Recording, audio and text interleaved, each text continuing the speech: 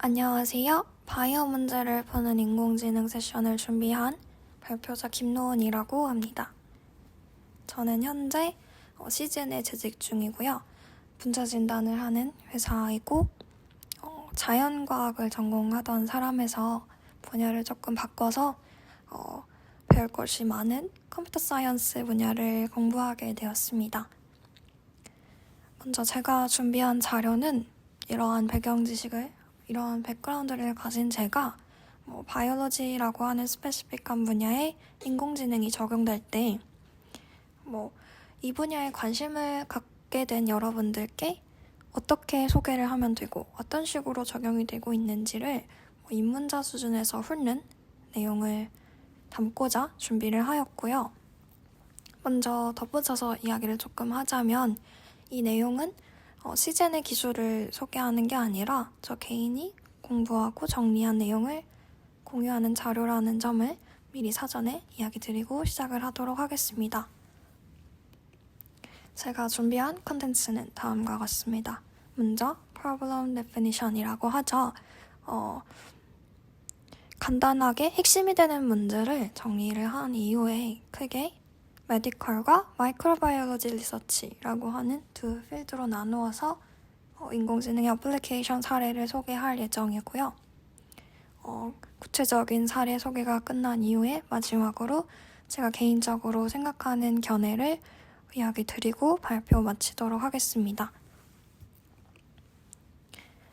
Problem Definition 순서입니다. 여러분이 바이올로지 분야에 대한 배경 지식이 아예 없는 사람이라고 가정을 해볼게요. 그러면 이 뉴럴 네트워크 기술을 활용해서 어떻게 컴퓨터가 바이올로지 연구를 돕는 도구로 제작을 할 수가 있을까요? 고민이 되는 게 이 태스크는 일반적인 인공지능 태스크가 아니잖아요. 단순하게 자연어를 이용해서 문제를 풀거나 그냥 이미지를 세그멘테이션하고 오브젝트 디텍션하고 하는 문제가 아니라 유전체 시퀀스라고 하는 어떤 특정한 데이터를 분석을 해야 하고 경우에 따라서는 몰큘러 컴파운드 스트럭처를 분석을 해야 할 수도 있고 상당히 복잡한 문제죠. 또 질병 이미지를 분석을 해서 질병을 진단하거나 예측해야 하는 이러한 전문적인 연구를 수행해야 할 수 있습니다. 그렇기 때문에 제 생각이지만 이러한 스페시픽한 분야를 연구하게 된다면 이 분야에 대한 기본적인 도메인 날리지가 갖추어져 있어야 한다고 생각을 하고요. 그리고 당연한 이야기지만 기본적인 수준의 트래디셔널한 알고리즘에 대한 이해가 있어야 한다고 생각을 합니다.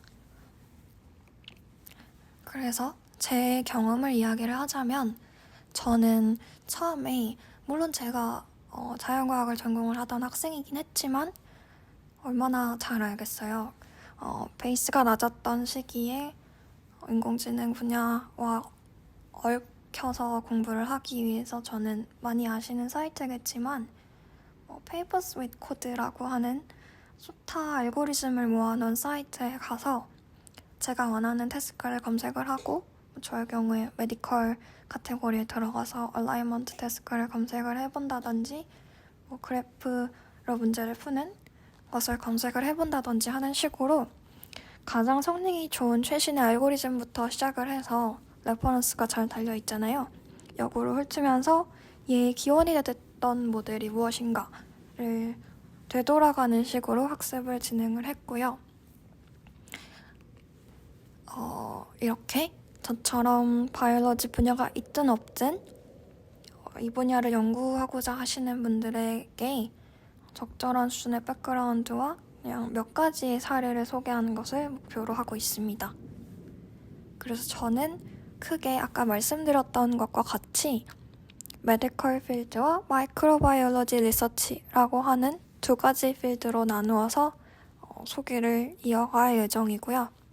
일반적으로 메디컬 어플리케이션이라고 하면 그냥 흔히 떠올릴 수 있는 병원을 떠올리시면 될 것 같아요. 환자를 모니터링하고 또 환자와 커뮤니케이션하고 질병을 진단하고 예방하고 치료하는 이 과정에 인공지능을 적용해서 인사이트를 얻거나 필요한 경우 뭐 원하는 결과를 예측하는 등에 적용이 될 수 있겠죠.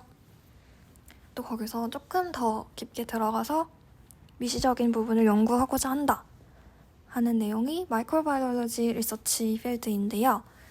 이 분야는 조금 더 구체적으로 질병을 연구하거나 그 질병의 원인이 되는 프로틴을 분석을 하거나 뭐 대사 경로라고 하죠. 메타볼릭 패스웨이를 분석을 하거나 지금 굉장히 핫한 드러그 디스커버리 연구를 수행을 하고 혹은 뭐 돌연변이의 조금 다른 형태인 SMP 유전 형질을 분석하는 등 여기에 적혀있지 않은 다양한 연구들이 존재할 수 있습니다. 그래서 저는 우선 메디컬 필드를 설명할 때 한 번 더 세분화해서 이미지와 자연어 데이터에 대한 두 가지 카테고리를 나누어서 소개를 할 거고요. 먼저 이미지 타겟 데이터가 이미지일 경우를 제가 들고 와봤습니다. 왼쪽 이미지가 CT/MR, PTMR 영상 이미지를 가져온 자료이고요. 이 영상 데이터를 기반해서 이미지 처리 모델을 구축한 후에 분석을 수행해서 알츠하이머, 치매나 종양, 혹 등을 탐지해 질병을 진단하는 연구가 아시겠지만 활발하게 수행이 되고 있습니다. 그래서 제가 조금 더 구체적으로 왼쪽에 실제 세브란스 병원에서 진행했던 연구 사례를 이미지로 가져와 봤는데요. 간략하게 설명을 하자면 기존의 컨볼루션이 2차원, 2D로 시계열 정보를 고려하지 못한다는 그러한 단점을 개선을 하기 위해서 시계열 정보를 넣어서 인자프레임과의 컨볼루션 연산을 추가해 3D, 3차원의 컨볼루션 구조를 제한한 3D CNN이라고 하는 네트워크와 STN이라고 하는 네트워크를 접목해서 질병을 조금 더 좋은 성능으로 진단하는 사례입니다. 뇌 MRI 데이터를 학습시켜서 연구를 수행을 하셨더라고요. 그리고 혹은 제가 앞서 이야기했던 이미지에 대한 연구 외에도 펀메드나 ASM 저널, 바이오메디컬 등등 다양한 유명 학술지 사이트가 있는데 이러한 저널 DB나 혹은 임상 데이터에서 추출한 텍스트 데이터를 활용해서 그냥 메디컬 인사이트를 얻을 수도 있고 프레딕션 성능을 획득하기도 합니다. 이때는 쉬운 내용이지만 데이터 임베딩을 수행을 하고 여러 모델을 필요에 따라 얹어서 보통의 NLP 테스트처럼 수행을 할 수가 있겠죠. 이 두 가지 메디컬 어플리케이션을 소개를 잠깐 했는데 지금부터 설명할 마이크로바이올로지 필드의 내용은 조금 더 본격적으로 뉴럴넷 솔루션을 적용하고자 하신다 하면은 이 분야에 대한 약간의 배경 지식이 요구된다고 생각을 해서 제가 준비한 시트입니다. 깊게 설명을 하진 않겠지만 센트럴 도그마 오브 몰큘러 바이올로지라고 제가 타이틀을 달았는데요. DNA가 RNA 그리고 프로틴으로 바뀐다고 해야 되나? 생성하는 그러한 일반적인 과정에 대한 배경 지식이 필요하다고 생각을 하고 알고 계신다고 가정한 다음에 진행을 하겠습니다. 물론 이렇게 구체적으로 프리-RNA나 프리-mRNA나 엑손, RNA 스플라이싱에 대한 구체적인 이해는 필요가 없을 것 같고요. DNA가 다들 고등학교 때 배우셨던 ATGC 염기 서열로 구성되어 있고 RNA나 프로틴, 아미노 엑시드라는 구조에 대한 기초 수준에 대한 이해가 있으면 된다고 생각을 합니다. 그래서 이러한 배경 지식을 가지고 있는 상태에서 무엇이든 딥러닝으로 문제를 해결하고자 하신다면 그 목표로 하는 타겟의 정보를 데이터화, 컴퓨터가 이해할 수 있는 수준으로 데이터화해야 한다는 것을 의미한다고 생각합니다. 제가 준비한 이미지 중에 아래에 있는 게 정말 하나의 레이어로 이루어진 간단한 뉴럴 네트워크 도식인데요. 위에 있는 뉴런을 모사한 아래 뉴럴 네트워크 도식과 같이 원하는 데이터를 컴퓨터에 집어넣기 위해서는 데이터 레프레젠테이션이라는 과정을 거쳐야 합니다. 그리고 제가 이 분야에서 사용되는 표기 방법이나 레프레젠테이션 기법들을 몇 가지 가져와 보았는데요. 마이크로바이올로지 분야의 일반적인 컴파운드 표기 방식은 크게 복잡한 컴파운드 구조를 표기하는 스말스가 대표적이고 NGS 등에서 사용되는 파스타, 파스큐 포맷이 있고요. 또 이러한 표기법을 표기 시퀀스를 활용을 해서 레프레젠테이션 하는 기법들이 여러 가지가 있죠. 지금 제가 우측에 준비한 테이블이 왼쪽에 있는 복잡한 컴파운드 이미지를 순차적으로 몰큘러 포뮬러, 분자식, 그리고 시퀀스, 마지막으로 스말스 폼으로 표기한 것을 나타냅니다. 마지막에 있는 스말스는 상당히 데이터가 길지만 막대, 바나 여러 가지 표기를 활용해서 단일이나 이중결합까지도 나타낸 것을 확인하실 수 있습니다. 어쨌든 이러한 표기법 외에도 일반적으로 고정된 문법을 따르기 때문에 스말스로 많이 표기를 하는데 이 표기법을 활용한 데이터 레프레젠테이션 기법 중에 가장 대중적인 게 몰큘러 핑거프린트라고 하죠. 바이너리 비트 벡터로 표현하는 방식이 있고요. 제가 좌측에 준비한 이미지도 ECFP라고 적혀 있죠. 핑거프린트 기법 중에 하나인데 이 아톰 하나하나를 그래프의 노드처럼 인지를 하고 반지름의 너비에 따라서 주변 노드 정보를 가지고 와서 해싱 펑션 처리를 하는 아주 트레디셔널한 레프레젠테이션 기법입니다. 이거 외에도 매트릭스 기반으로 표현을 하는 등의 여러 가지 다양한 표기법이 있는데 최근에 신경망 연구가 두드러지면서 대중적으로 사용되었던 게 우측에 나타난 GCN, 그래프 컨볼루션 네트워크라고 하는 구조입니다. 간단하게 설명을 하자면 여기에 본드 정보를 넣기는 힘들지만 하나의 컴파운드를 하나의 네트워크라고 생각을 해서 적혀있는 보시는 것처럼 히든 레이어 하나를 넘어갈 때마다 이 노드의 프로퍼티를 함께 획득을 하고 또 그 노드에 대한 피처를 생성하는 알고리즘이라고 할 수 있습니다. 사실 그 외에도 이러한 복잡한 레프레젠테이션을 거치지 않고 그냥 그 시퀀스 자체를 인지를 해서 NLP 네트워크를 적용해서 벡터 임베딩을 수행하기도 하는데요. 태초에 워드2벡 다들 아시죠? 이 워드2벡에서 출발을 해서 문장의 로컬 컨텍스트를 활용해 양쪽 토큰 두 개에서 아웃풋 토큰을 획득하는 워드2벡터 방식에서 시작을 해서 하나의 단어마다 하나의 벡터가 나오는 치명적인 단점을 극복하고자 엘모라고 하는 친구가 등장을 하죠. 왼쪽 도식의 세 번째 줄에 적혀있는 이 엘모는 컨텍스트를 반영을 하기 위해서 양쪽의 모든 토큰을 RNA로 각각 쭉 훑은 다음에 벡터로 만들고 또 그 두 개의 벡터를 컨캣한 것으로 타겟 토큰을 표현하는 방식입니다. 또 여기서 그치지 않고 아주 혁신을 불러일으킨 트랜스포머가 등장을 하게 되는데요.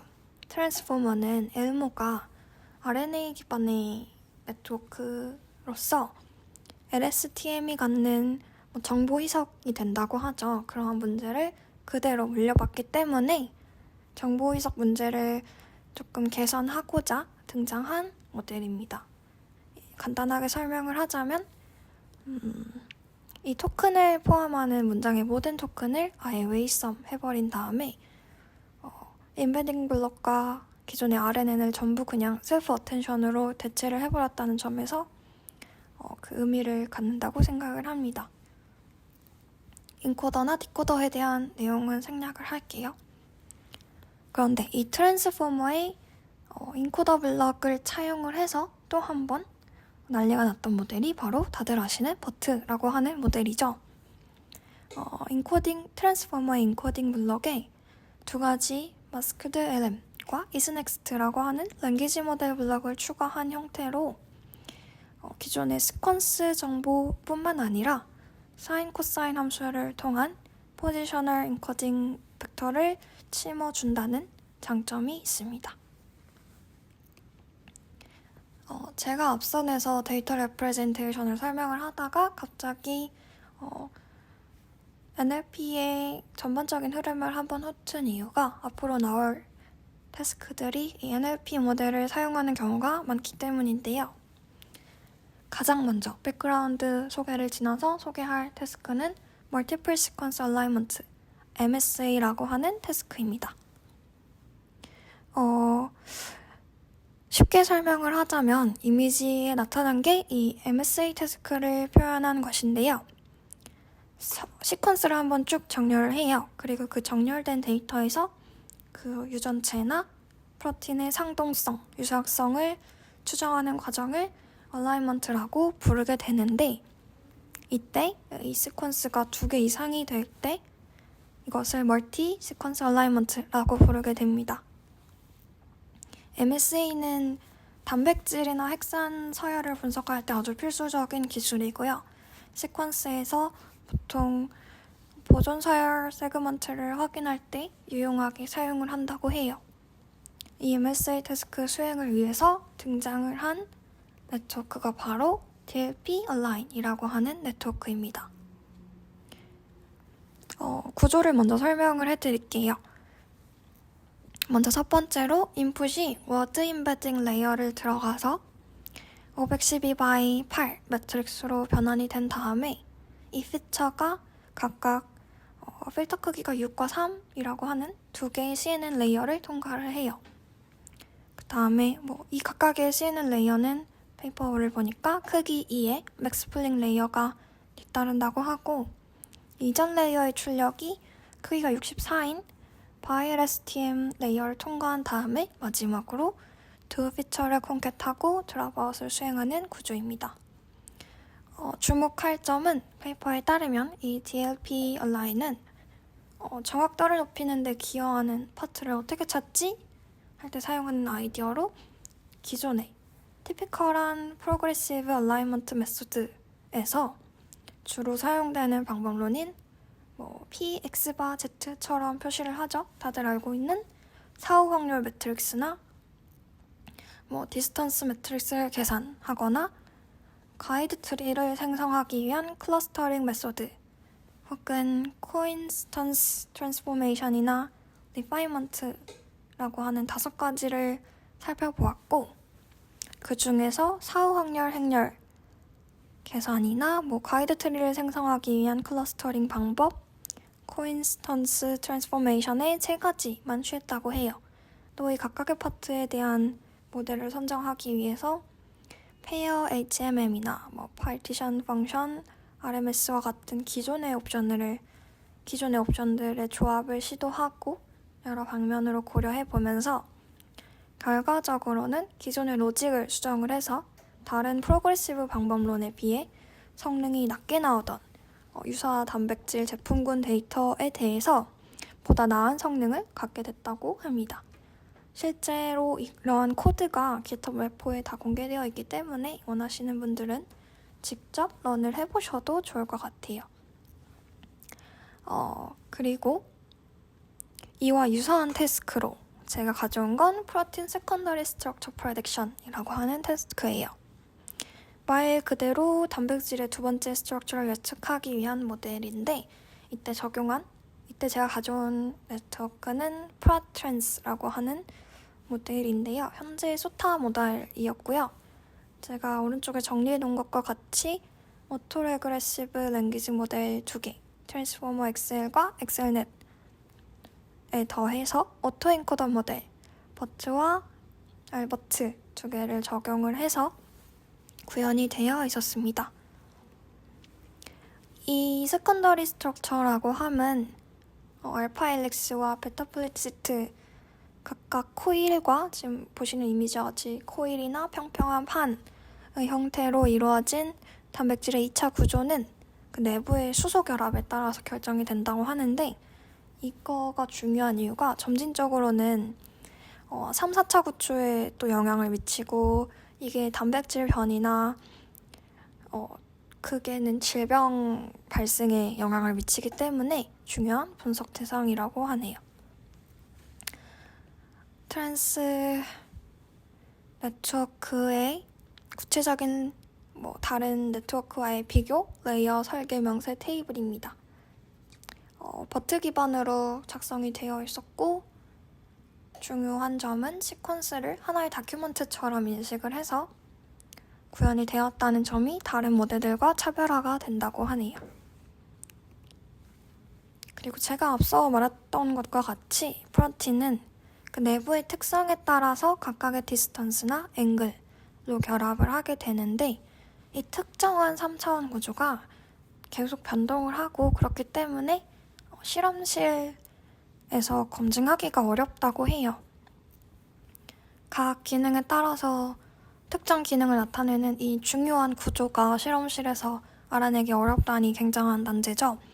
심지어는 시퀀스 변이에 따라서 프로틴 변이나 또 질병이 발생하기도 하기 때문에 많은 관심이 부어있던 분야였고 그런데 제가 가져온 자료가 딥마인드의 알파폴드 공식 사이트에서 가져온 자료거든요.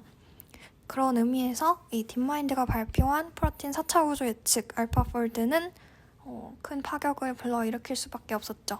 그래서 개괄적인 구조만 제가 이야기를 드릴 건데 먼저 데이터베이스에서 시퀀스를 가져온 다음에 뉴럴넷 자체적으로 구축을 했겠죠. 뉴럴넷에서 학습을 시키고 디스턴스나 앵글을 예측해서 기존의 구조와 비교를 하는 모델이라고 이해를 했습니다.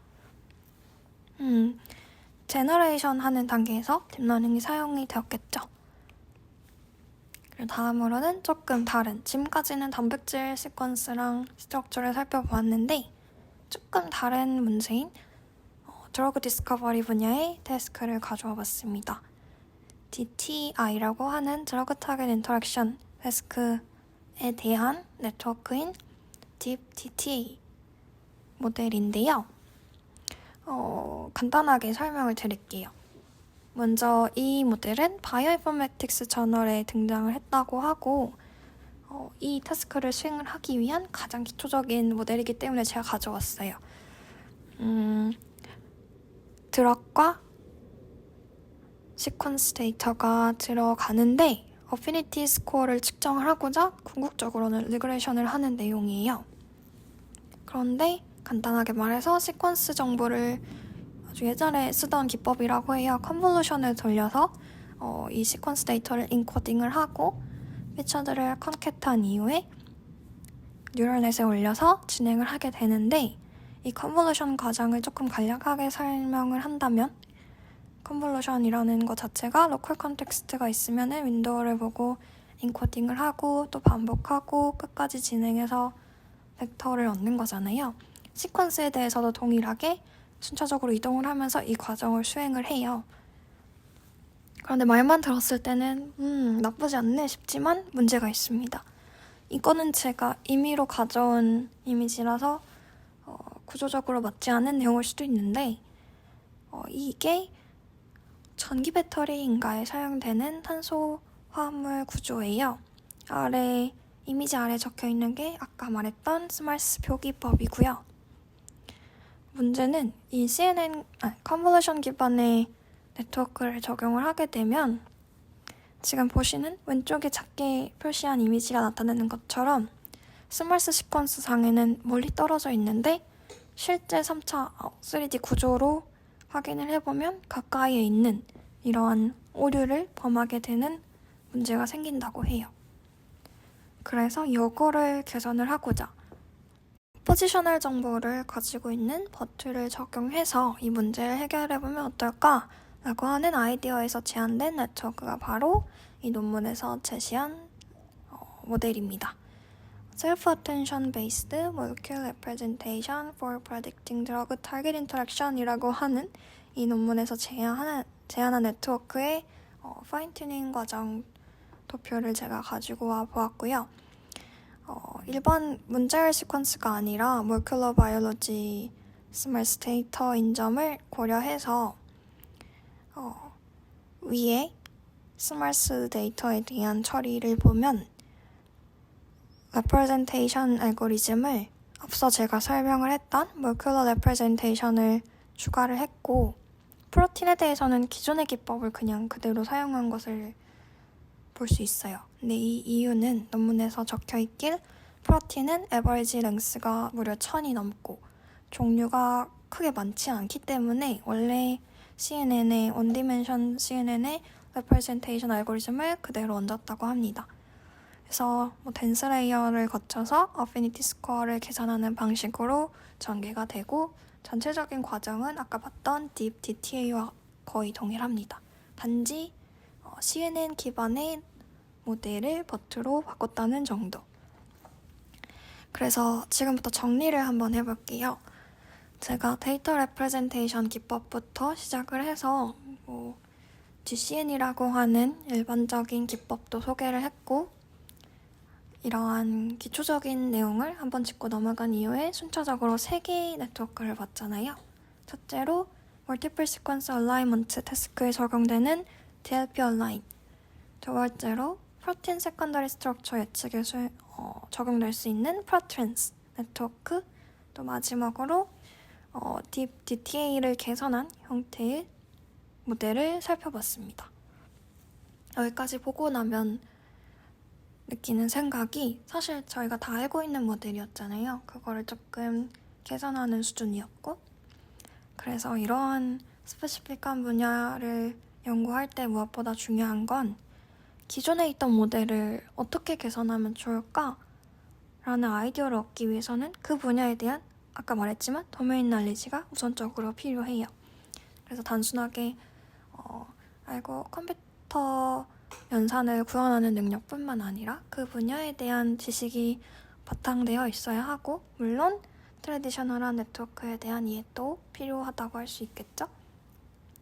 그래서 알고리즘 네트워크 공부뿐만 아니라 이러한 배경 지식을 함께 공부하시면서 연구를 수행하시고, 제가 아까 알려드렸던 사이트의 소타 논문을 훑으시면서 공부를 하신다면 금방 좋은 성과를 얻으실 거라고 생각합니다.